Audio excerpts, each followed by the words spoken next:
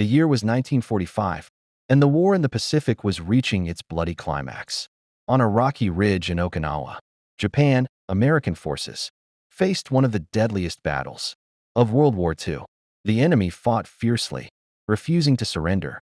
Shells exploded, smoke filled the air, and screams echoed through the chaos. Among those soldiers was a young medic named Desmond Doss, who had come to save lives, not take them. Desmond was different from most soldiers. He carried no rifle, no pistol, not even a knife. His only weapons were faith, courage, and a medic's bag. He was a devout man who believed deeply in the commandment, "Thou shalt not kill." Because of that, many of his fellow soldiers mocked him. They called him a coward, said he didn't belong in the army. Some even tried to have him thrown out. But Desmond refused to quit. He wanted to serve his country, just not by killing. While everyone else is taking life, he said quietly, "I'm going to be saving it." He trained as a combat medic with the 77th Infantry Division. His calm voice, southern accent, and gentle nature hid an inner steel. He never fought back, no matter how harsh the insults got. His only answer was hard work and determination.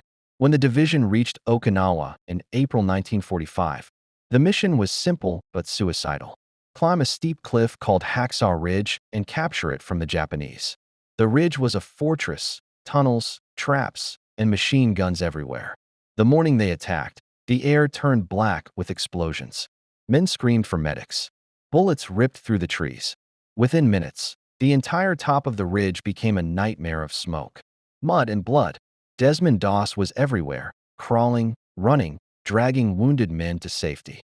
He worked without rest, without cover, ignoring his own safety. When his unit was forced to retreat down the cliff, Desmond stayed behind, alone, on top of the ridge with the wounded still scattered across the field. All through that night, he searched in the darkness. Each time he found a man still breathing, he dragged him to the edge, tied a rope around his body, and lowered him down the cliff, one by one. Each time he finished, he whispered a prayer. "Lord, please help me get one more." He did this again and again, for hours. He was tired, bleeding, and hungry, but he refused to stop. By morning, he had rescued 75 men, all without firing a single bullet. Realized what he had done, they were speechless. The man they once mocked as a coward had shown a kind of bravery few could ever match.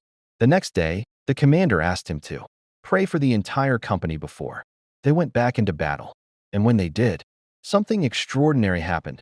They fought harder and stronger, inspired by the medic who never gave up. During another attack, Desmond was hit by a grenade. Shrapnel tore through his legs, but he refused to call for help because other men needed it more. Later, he was shot in the arm by a sniper. He used his rifle strap as a tourniquet and crawled 300 yards to safety. When the war finally ended, Desmond Doss returned home a quiet hero. He never bragged, never sought fame, but the U.S. government awarded him the Medal of Honor, the nation's highest military award, the first ever given to a soldier who refused to carry a weapon. President Harry S. Truman personally pinned the medal on his chest and said, "I'm proud of you, son. You've done more than any other man could do." Desmond just smiled humbly and said, "I was just doing what I had to do." After the war, he lived a simple life, farming and helping others. He never stopped being that same gentle soul who valued life above everything else. When Hollywood later made a movie about his story, Hacksaw Ridge, millions finally learned about the man who stood on the battlefield with nothing but faith and courage, and changed what it means to be a hero.